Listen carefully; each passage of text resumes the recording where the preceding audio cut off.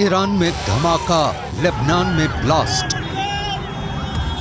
General Sulemani की बरसी पर दहले इजराइल के दो बड़े दुश्मन।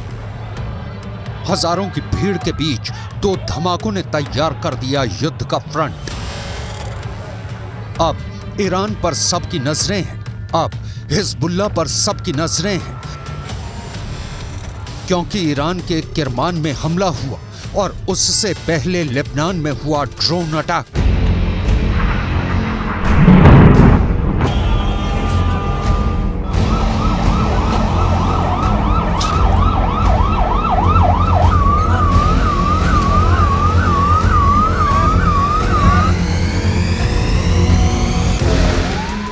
इस धमाके, इस आग, इस तबाही ने गाजा के बाद दूसरे युद्ध को दावत दे दी है।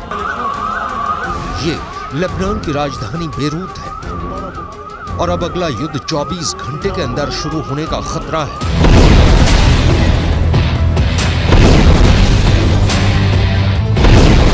इसकी सबसे बड़ी वजह यह ब्लास्ट है, यह धमाका, यह अफरा तफरी, युद्ध का सायरन बजने लगा है। मौत का यह तांडव बता रहा है कि इजराइल ने अपने दुश्मन नंबर 2 को खत्म कर दिया है।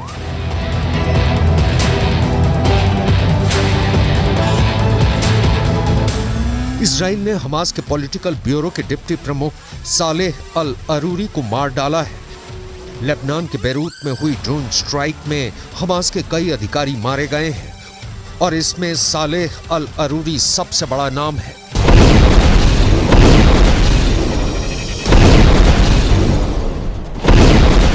सालेह अल अरूरी को इजराइल ने ड्रोन स्ट्राइक में मारा है। यह हमला बेरूत के दहिया इलाके में हुआ, जिसे हिजबुल्लाह का गढ़ माना जाता है। दहिया में जब सालेह अल अरूरी को हमास के ऑफिस के करीब देखा गया, तब इजराइल का ड्रोन मौत बनकर टूट पड़ा। इस हमले में सालेह अल अरूरी के साथ 5 और लोग मारे गए हैं, जो हमास के ही अधिकारी बताए जा रहे हैं। सवाल है कि क्या अरूरी की मौत का बदला अब सीधा युद्ध होगा, जिसमें बड़ी लड़ाई इजराइल और हिजबुल्लाह के बीच होगी। ऐसा युद्ध जिसमें इजराइल की तरफ होगा अमेरिका, जबकि हिजबुल्लाह की मदद करेगा ईरान।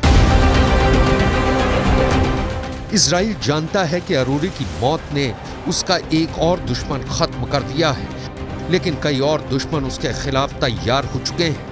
हमास के चीफ इस्माइल हानिया ने भी कह दिया है कि इजराइल को अरूरी के मर्डर की कीमत चुकानी होगी।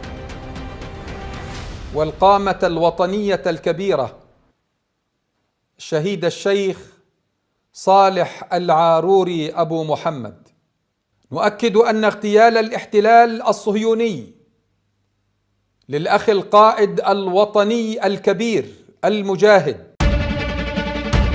अरूरी की मौत से इजराइल के 3 बड़े दुश्मनों को बहुत जोरदार झटका लगा है।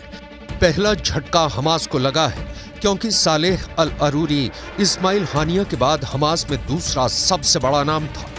दूसरा झटका ईरान को लगा है, क्योंकि सालेह अल अरूरी ने ही सीरिया में युद्ध को लेकर हिजबुल्लाह और ईरान के साथ आए मतभेद को दूर किया था।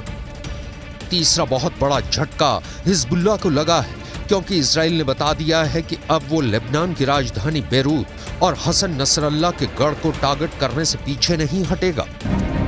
इजराइल भी इसका असर जानता है, लेकिन अरूरी की मौत के बाद इजराइल ने कहा है कि उसका फोकस अब भी गाजा पर है। אנחנו במוכנות גבוהה לכל תרחיש.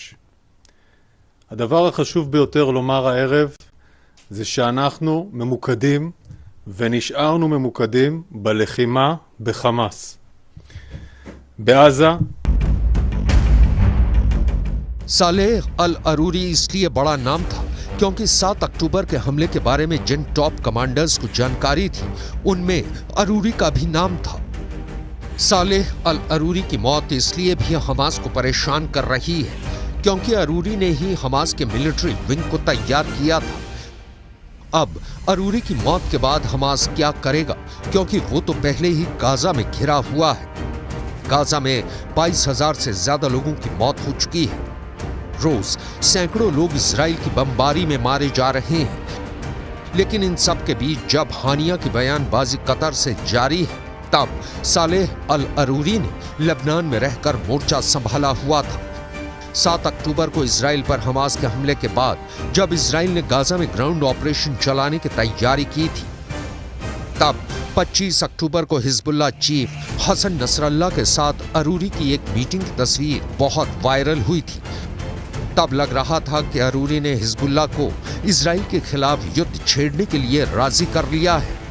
सालेह अल अरूरी को लेकर नेतन्याहू हमेशा डरे हुए रहे हैं, क्योंकि वो जानते हैं कि हमास और हिजबुल्लाह का गठबंधन कितना बड़ा खतरा है। इस मीटिंग में 3 लोग थे, हमास के पॉलिटिकल ब्यूरो के उप प्रमुख सालेह अल अरूरी और साथ में फिलिस्तीनी इस्लामिक जिहाद के महासचिव जियाद नखालेह। इन दोनों ने लेबनान की राजधानी बेरूत में हिजबुल्लाह के चीफ हसन नसरल्लाह से मुलाकात की थी। इसके साथ ही हिजबुल्लाह ने लेबनान से लगे इजराइल के इलाकों में मिसाइलें दागनी शुरू कर दी थी। ऐसे कई हमलों में इजराइल के बहुत से सैनिक मारे गए और फिर इजराइल के जवाबी हमलों में हिजबुल्लाह के भी करीब 100 लड़ाकों की मौत हुई।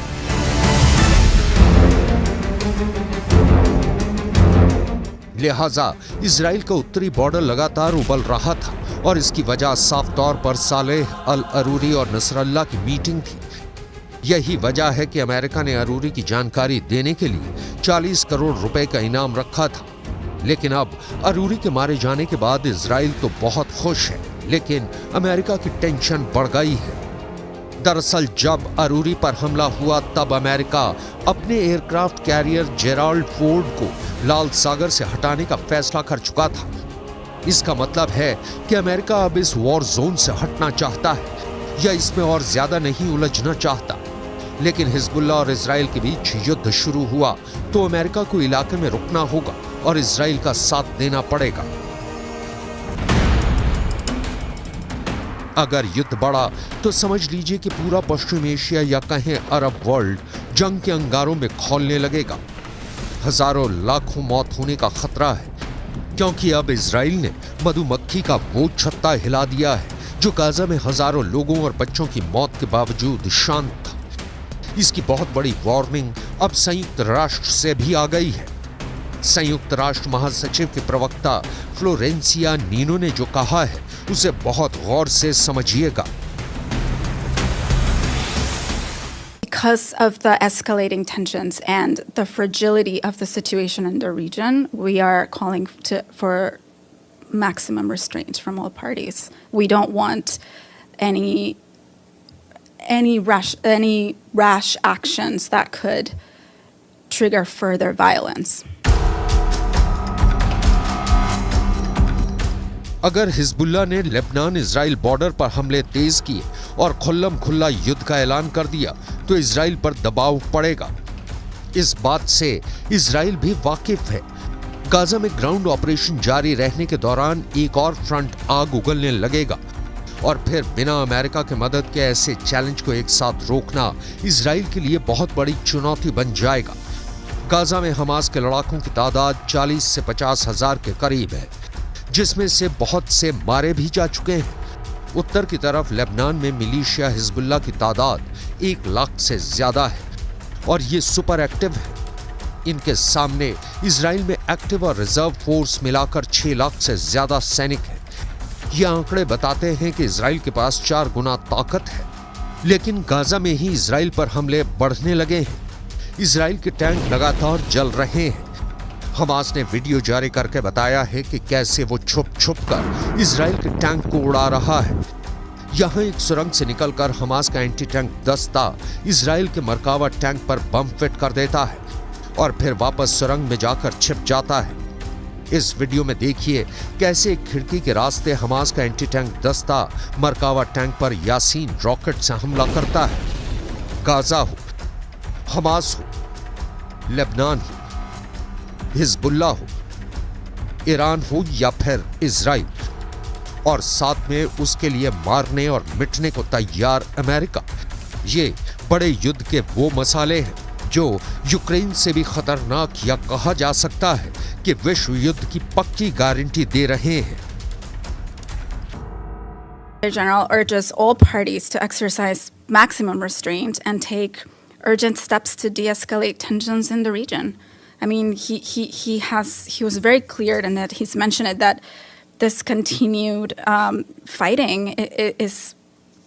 has the risk of a great miscalculation by multiple actors, and I think this is what we've been seeing in different parts of the region, sadly.